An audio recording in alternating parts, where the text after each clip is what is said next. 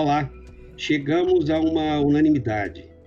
Tá ruim para quem produz, tá ruim para quem processa, tá ruim para quem consome leite. A crise está instalada. E para entender um pouco a origem dessa crise, nós vamos conversar com um economista especialista em mercados. Por isso, nós vamos para o negócio leite.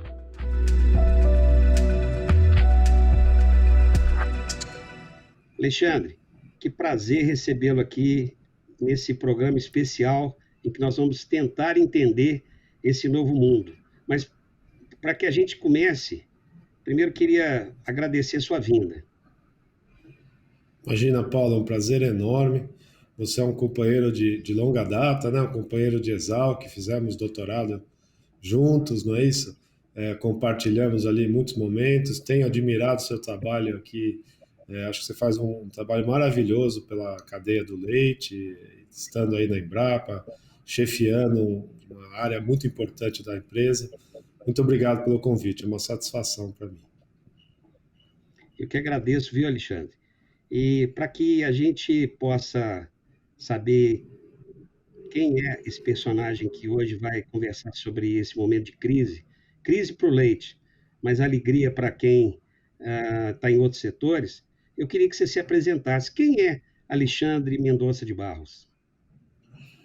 Legal, Paulo. Eu sou agrônomo, né, de formação, embora seja paulistano, né, a família tinha uma fazenda no Paraná, que foi o sustento, né, meu pai assumiu a fazenda com 19 anos, e eu cresci indo para lá com ele e me apaixonei pela atividade agrícola. A gente era produtor de café, aí na geada de 75 mudamos para gado, e eu decidi fazer agronomia. Depois eu fiz meu doutorado em economia na Exalc também, quando nós nos conhecemos, né? Me tornei professor do departamento de economia da Exalc por 11 anos. Depois apareceu o curso de economia, né, da Fundação Getúlio Vargas, que antes era só administração. Fui convidado a me tornar professor lá, Paulo, de economia agrícola. Fiquei lá 7 anos, dei um curso de economia agrícola, porque eram poucos professores, e na Exalc eu era professor de macroeconomia, né, desenvolvimento econômico. Segui a cadeira lá do professor Paulo Cidade, que foi um grande amigo nosso, né? E aí eu entrei na GV, dei aula lá por muito tempo, mas eu já montei uma consultoria na parte agrícola, né? Meu pai é um economista conhecido, Zé Roberto, tinha uma consultoria AMB Associados, que já tinha alguma coisa, né, do mundo agrícola. Eu comecei a ajudá-lo a atender alguns clientes, depois eu montei a MB Agro, e a partir daí eu me dedico à nossa consultoria. Eu tenho uma atividade também como conselheiro de empresas, né? São mais de 16 empresas que eu já participei como conselheiro. Então, hoje a minha vida é privada, né? E tenho uma atividade agrícola. Consegui, com bastante esforço, aí, adquirir uma área lá em Três Lagoas, e tenho um trabalho de genética de gado Nelore, né? Que já está aí há uns 10, 15 anos, a gente já está trabalhando com essa atividade. Mas, basicamente, hoje eu sou um analista de mercado, Paulo. Eu diria que você é o analista de mercado, porque as empresas ouvem muito e eu, toda vez que eu vejo uma entrevista sua, eu paro para ler ou para ouvir, para ajudar a entender um pouco mais o mercado brasileiro, que é um mercado muito rico. E nós estamos vivendo talvez o ápice dessa riqueza, mas eu queria que você nos ajudasse a entender o passado. Ninguém entende o presente se não entende com clareza o passado. E como você não é do leite, tem essa virtude, porque joga um outro olhar para a análise do mercado brasileiro. Como é que você viu o 2020? Legal, Paulo. Primeiro, muito obrigado pelas gentis palavras suas. Eu não sei se eu mereço isso, mas eu acho que, assim, em 30 anos de análise de mercado, me parece que a gente vive um momento único, né? E nós brasileiros, em especial. Por que eu digo isso? Porque o ano passado, no ano da pandemia, os preços agrícolas no Brasil tiveram um comportamento muito diferente do resto do mundo.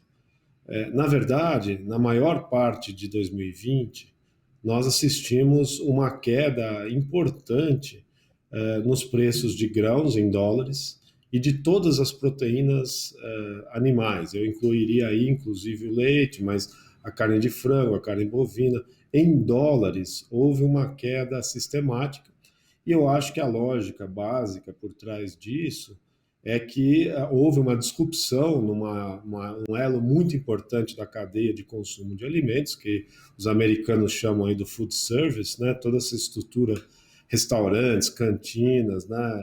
Cantinas industriais, enfim, a gente viu essa disrupção, o varejo teve que se reinventar e atender, né, através de entregas, de delivery, enfim, foi uma mudança radical no sistema e, obviamente, houve um certo encolhimento e a gente viu, né, uma queda muito importante nos preços. No Brasil, Paulo, eu acho que deu-se o contrário por duas razões principais. Primeiro, porque o real se depreciou muito rápido, né? Ele foi para um patamar aí de, sei, 5,60, 5,70, e um segundo componente de altíssima relevância, que afeta todas as cadeias de proteína animal, a China vivia, né, uma transformação radical na intensificação tecnológica da sua suinocultura. Para mim, o maior evento agrícola, né, dos últimos 3 anos foi o advento da peste suína africana na China, né? Os chineses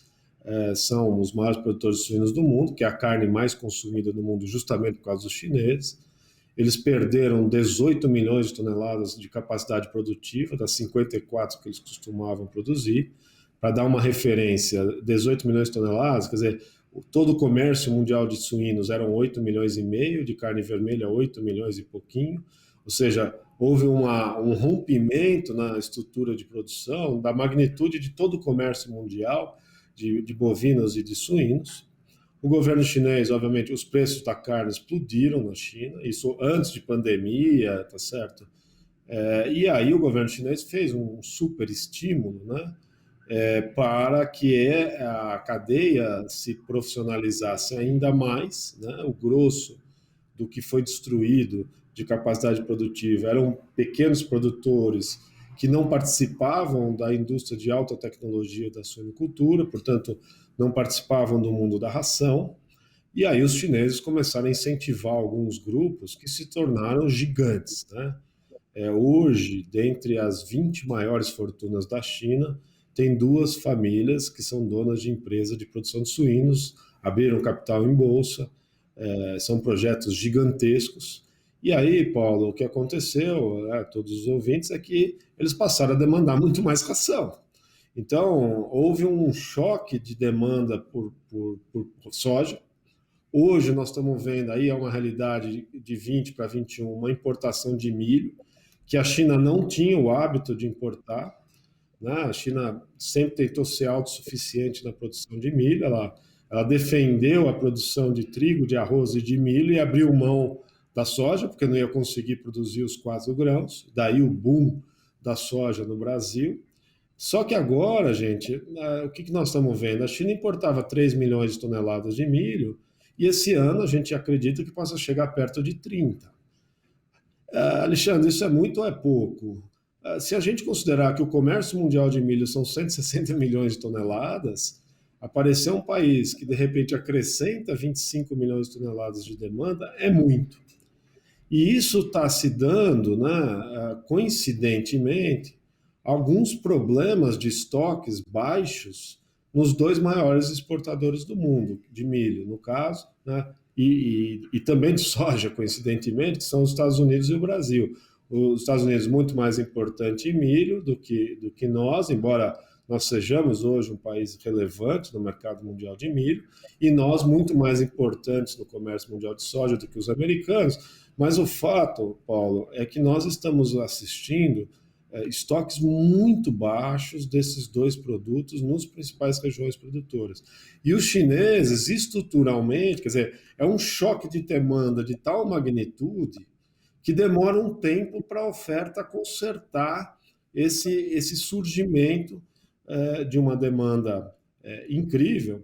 E aí os preços, né, da soja, do milho, né, depois agora que se quiser falar do trigo, do arroz, enfim, começaram a subir de maneira relevante e subiram em dólar, com o real continuando nos 5,20, 5,30, 5,40, e é um fato inédito. É a primeira vez na história recente, desde que nós estamos num regime de câmbio flexível, tá certo? Que há uma coincidência de aumento dos preços de commodities em dólares com o real relativamente enfraquecido frente ao dólar. Por que não deveria acontecer isso? Porque, em sendo um país extremamente exportador de commodities, nós deveríamos estar tendo um saldo comercial muito robusto, fortalecendo o real e neutralizando, em parte, a elevação dos preços, em especial dos grãos. Então, quando a gente vai aproximando para esse ano, nós estamos diante de um quadro meio inédito, que é ver o grão subir de preço simultaneamente ao real se manter desvalorizado. E isso é um choque bastante importante na formação de custos de todas as cadeias de proteína animal. No ano passado, só para fechar, Paulo, que eu estou falando demais, eu peço desculpas, mas Tá veja, ótimo, tá ótimo. tá bom, mas assim, o ponto é o seguinte: como o real se depreciou, nós ficamos muito baratos em termos logísticos. Nunca tinha acontecido. Isso eu acho muito importante para as cadeias de proteína animal, Paulo, porque nunca na nossa história aqui como consultoria nós tínhamos mensurado que os custos de exportar soja, tirar soja de Sorriso, gente, em dólares, ficou igual tirar do meio oeste americano. E se alguém já teve a oportunidade de conhecer o meio oeste americano, não tem como comparar a infraestrutura logística que os americanos têm comparada a nós brasileiros. O que tornou nossa logística tão barata? A depreciação do real. Então, em dólares, nós nos tornamos muito competitivos. E isso induziu uma exportação muito agressiva, e os estoques de passagem entrando em 21 no Brasil já estavam muito baixos. Na verdade, os de soja, né, praticamente inexistentes, nós tivemos que começar a importar soja. E os preços aqui dentro foram subindo porque foram buscar a paridade de eu importar, não de eu exportar, que é o que normalmente marca os preços de soja, de farelo de soja, de milho no Brasil. Então, nós já entramos tensionados no ano passado na contramão do que estava acontecendo no mundo. A hora que o mundo começa a escalar de preço, aí consolida um quadro bastante nervoso, porque dura muito tempo, né? E possivelmente vai durar um pouco mais, infelizmente. Lamento, né, falar isso de uma maneira Alexandre, concreta, mas é um ciclo mais longo. Pois não, Paulo, me perdoe. não, deixa assim, você está falando, casa totalmente com o que aconteceu no leite. Nós chegamos lá por volta de março, abril, o mercado internacional estava pagando 2.900 a tonelada de leite em pó, só para a gente ter uma noção, e hoje está 3.800, quer dizer, tá um pouco acima do padrão aí, que é 3.200, 3.300, 3.400, quer dizer, subiu em dólar. E o dólar, Exato. realmente, assim, a gente chegou a bater até em 5,80, mas ele ainda continua muito alto, né? 5,5, 5,10, 5,20, como você falou. E para o produtor de leite, para a indústria de leite, ou seja, para o setor, o ano passado foi um ano razoável. O primeiro semestre foi, né, aquela dúvida toda, mas a gente passou o ano bem. E no segundo semestre, quando a gente vai caminhando para o fim do ano, a gente vai percebendo aí esse aperto que você está colocando, as margens vão ficando cada vez menores para o produtor. Mas eu vou entrar agora em 2021 e vou te fazer uma pergunta. Uhum. O padrão, assim, padrão mundial, quando você começa a exportar, como a gente está exportando, o dólar era para estar no chão. Por que o dólar continua valendo 5 por 1? Por que não houve uma depreciação do dólar frente ao real? A pergunta é muito inteligente, Paulo. Eu acho que tem um conjunto de fatores que dá essa coisa inédita, né, na nossa história. Tem um fator muito importante historicamente no Brasil, é que a nossa taxa de juros sempre foi muito alta, né, e ela sempre foi uma variável de atração de dólares, né?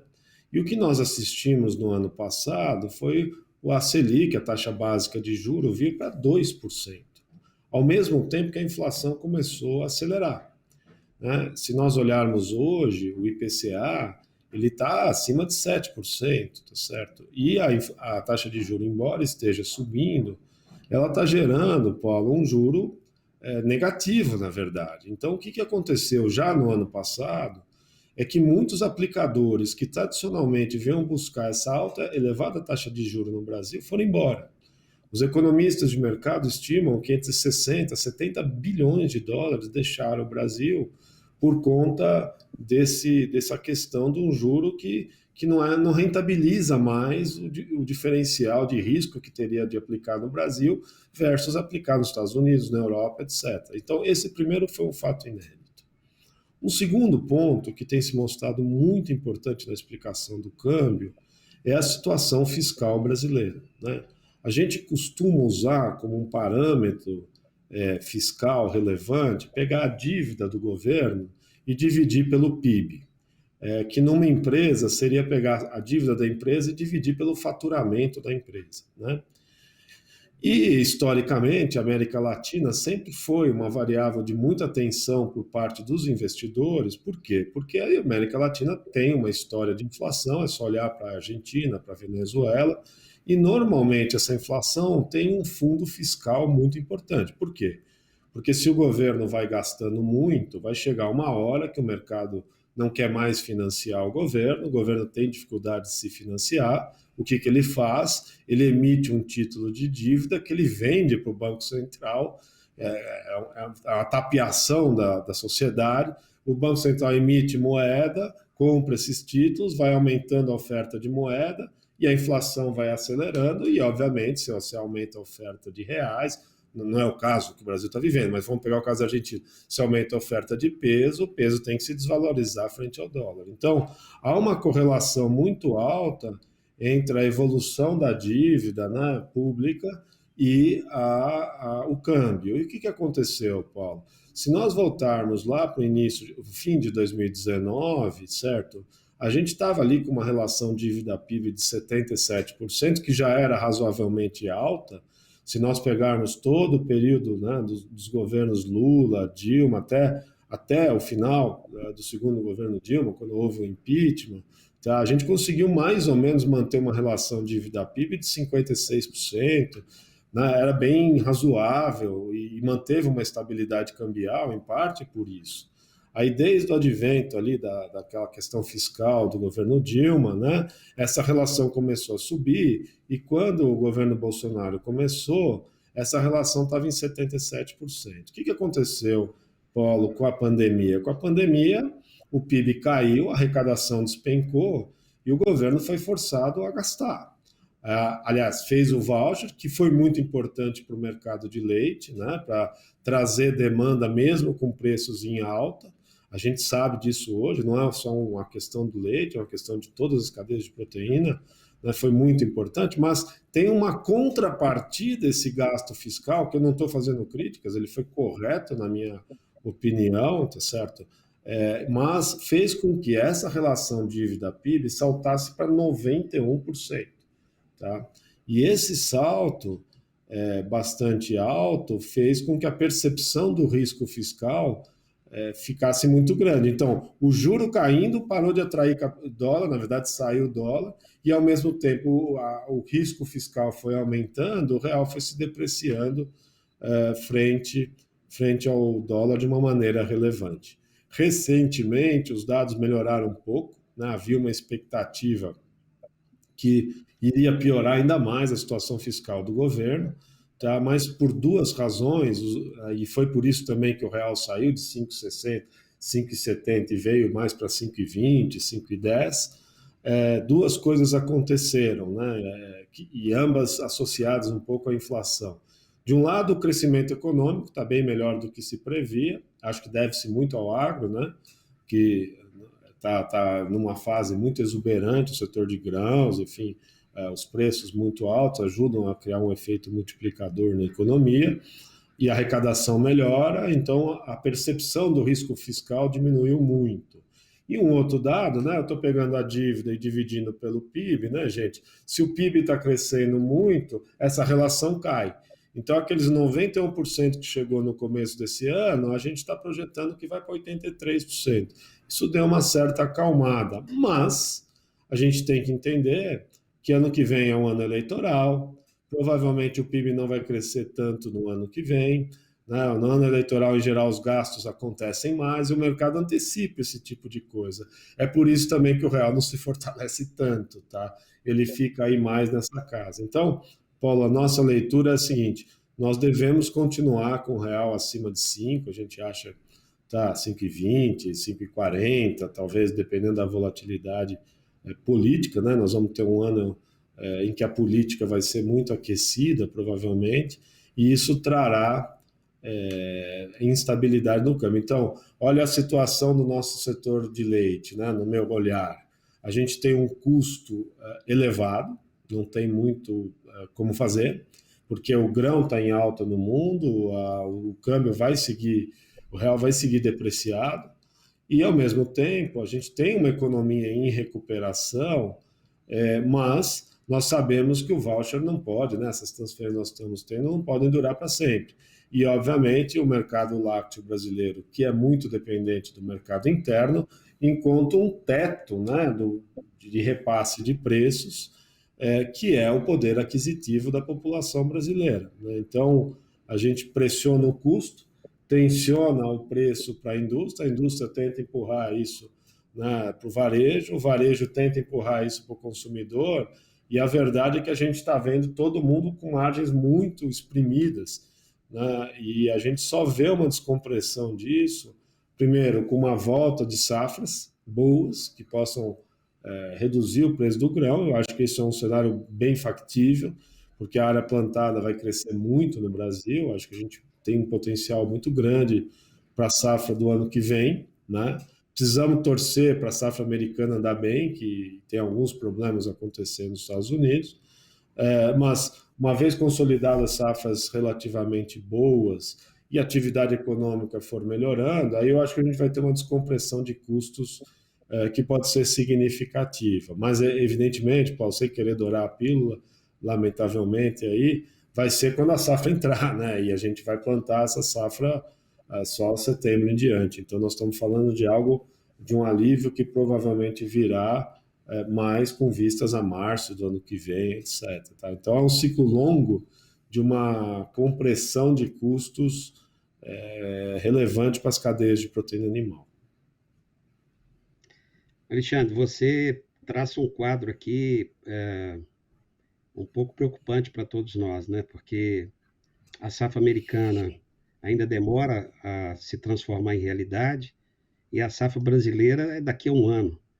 Então, nós vamos ter aí momentos muito difíceis. O programa já terminou, mas há 10 anos atrás eu estava na Itambé, acho que mais do que isso, e o seu pai foi fazer uma palestra lá para nós, era aquela crise lá de 2008, a crise financeira.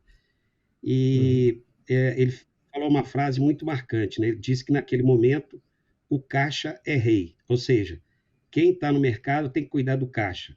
Para quem está no leite, o caixa é rei? O caixa é rei. A gente vai ter que trabalhar com uma eficiência, Paulo, que a gente nunca teve, né? Quer dizer, nós precisamos realmente ter conversões muito eficientes, porque nós estamos diante de um quadro de custos muito elevados, tá certo? E aqui exige a máxima tecnologia no sentido de alta produtividade com os recursos que a gente tem, né? Então, me parece que, de fato, é um momento de cuidar muito do caixa e ser muito atento às eficiências produtivas, tá? Porque, de fato, a gente tem que tirar leite de pedra, literalmente, aí nesse momento, né? Concordo, acho que a questão do caixa é central. Alexandre, o programa terminou, queria continuar conversando, entender como é que o Biden, por exemplo, está trazendo uma nova concepção em termos de economia mundial, mas aqui a gente tem que honrar prazo. Foi o programa que eu menos falei e que me motivou permanentemente a pensar que você tem que voltar aqui. Enquanto você não volta, É um vamos prazer. tomar um brinde. Esse leite aqui está um leite caro, mas continua saboroso. Muito obrigado pela vinda. Obrigado, Paulo. Obrigado pela paciência comigo também.